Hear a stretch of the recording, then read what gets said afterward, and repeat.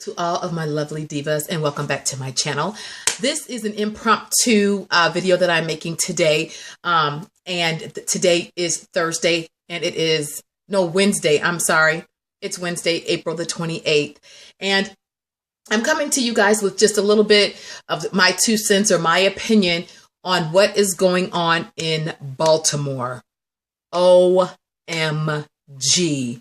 I have heard so many opinions and so many disheartening things, and seen so many disheartening things that has happened in the city of Baltimore on behalf of Freddie Gray, that I really feel that it is time for a lot of people to start speaking out, whether it's just us as who are observers, whether it's us people who have experienced some type of racial profiling, whether it's those who are in the city of Baltimore, who are being witnesses to or victims of the rioting that is going on.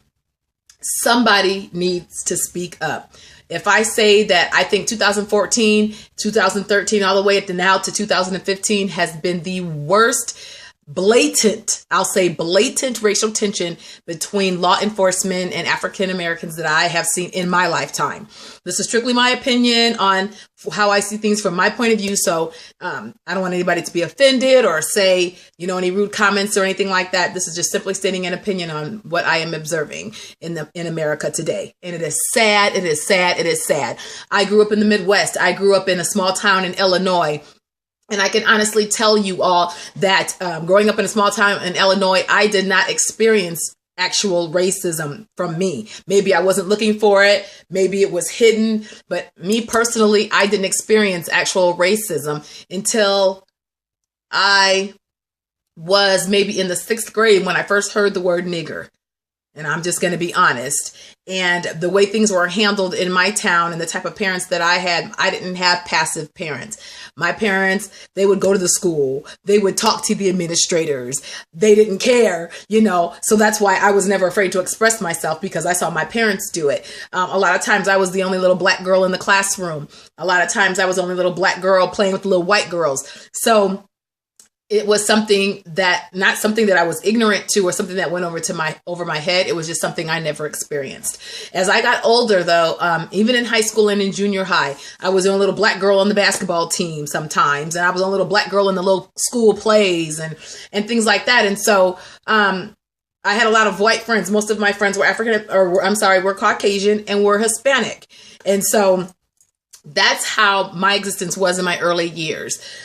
When I moved to California at the age of 17, that is when I began to really see racism in California. When I saw, when it was the hood, and I would experience some things when I went to the, as they say, the ghetto or the projects and different things like that. And I began to see a whole nother side of the police officers. I began to see a whole nother side of what was going on in America. And it was scary. I have cousins who have been brutalized by police. I have a son, 2 sons, actually, both were racially profiled right here in the city where we live. I had a cousin in Detroit that was shot in the back by a police officer. So I do have some experience with this. I do know, what I am talking about to an extent. I was here when the LA riots hit after the Rodney King verdict came down, and they were afraid it was going to get far out here to where I am in California. And, I saw the riots on TV. I had people from my city where I resided go to LA to take part of the riots. So I definitely seen a part of that as well. And it was just so sad. And it is so sad that in 2015, we live in supposed to be the most liberated, free country on the planet, and we are still the most racist and against people that were born here. And it's disgusting, and it's disparaging. And it's even more disparaging when we have people who are making racist comments and racist threats and saying somebody's a nigger lover and all this other type of stuff. Let me just make this clear right now. There is not one pure race on the planet, number one, because if you look back into the annals of history of this country was first inhabited by the Native Americans. This is their land. And everybody else that came after them came and took over what was already here belonging to them. And so There's no pure race. Ain't no pure white race, because you have Europeans, you have Irish, you have Turkish, you have Swedish, you have Russian. So just because your skin is white don't mean that you don't have a mixed in your race. Okay. There is a lot more interracial couples. There are a lot more mixed children running around. I have them in my own family, so for people to sit there and say they want a pure race and they want this and that, listen, it's never going to happen, because there isn't a pure race. Thank you very much. Okay. So let's just clear that up quick and in a hurry. Okay. Number 2, at the end of the day, we all bleed red. We all put our pants on one leg at a time. We all have a heart. We all have emotions and feelings. We all have brains. Okay. So me being a Christian, let me just set that straight now. God created everybody. Yes, there's different hues and skin colors and socioeconomic status and all that stuff, but we are all still human beings. And that's the race that should matter, is the human race. And so I'm really sick of all the ignorance that I've been hearing and the comments that are so unnecessary, because at the end of the day, Freddie Gray had a family, and whatever happened to him in police custody, somebody needs to answer for it. Because flip the script on it. What if that was your brother? What if that was your uncle? What if that was your son? Your nephew? And he was white. How would you treat a black cop who did that? He'd be hung somewhere. Let's just be real about it. Or there would be an investigation going on as we speak on every black cop in that city to find out who did that to that Freddie Gray if he was a white man. So let's just, it all needs to stop. I'm tired of seeing the Michael Browns and what happened in Ferguson. I'm tired of the Trayvon Martins and Eric Garners, and it needs to stop. And the racial profiling that happened to my sons, here at, 18, 19 years old, it needs to stop. The police officers are supposed to do 2 things: protect and to serve. Protect, serve, and I'll give them 3, keep order. And if you are not doing that, you are not doing your job, which therefore makes your uniform null and valid. Void. I'm sorry. Let's say that again. The police officer's job is to do 2, maybe 3 things: protect, serve, keep order. If you are in a uniform and you are not doing any of those things, then your uniform is null and void. Sorry. And that's just the bottom line. And so I feel for the people of Baltimore. I feel for what you are going through. America, it is time for us to get it together.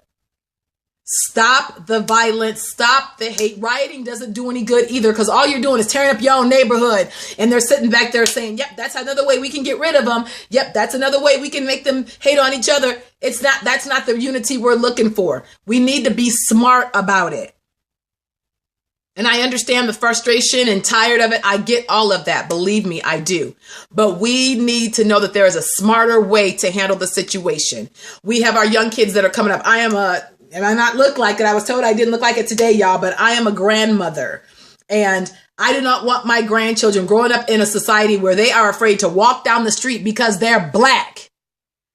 And America should be ashamed of themselves. We are the laughing stock of this world. They talk about us worse than they talk about Iraq and Iran and all of them. And this is the last point I'm going to make, is that we're looking at the racism and the bigotry and all this in our country. And we're looking at Iraq and Iran and the Shihads and all the religious wars that are going on in Israel and all of that over there. Flip it. We are no better, because discrimination is discrimination, whether it's religious discrimination or religious racism or hating somebody for the God that they believe in, or whether you hate somebody for the color of your skin and from where you're born and for who your mom and daddy is. It doesn't matter. So America, you are no better than Iran. We are no better than Iraq. We are no better than any third world country when we are still operating under the same things they are, but it's only a different category. So anyways, my rant is over. I rarely do these things. I usually take them before the Lord in prayer and pray for the families, which I am going to continue to do. But I do believe now with this Baltimore, this is getting out of hand. This is too much and it needs to stop. And I'm saying that because if it doesn't, I know for sure that I serve a God I serve the God, let me correct myself, that will intervene. And the Bible lets us know that it is a dangerous thing to fall into the hands of an angry God. You all be blessed on tonight. Keep Baltimore in prayer, as well as your own families and the rest of this country. God bless you all.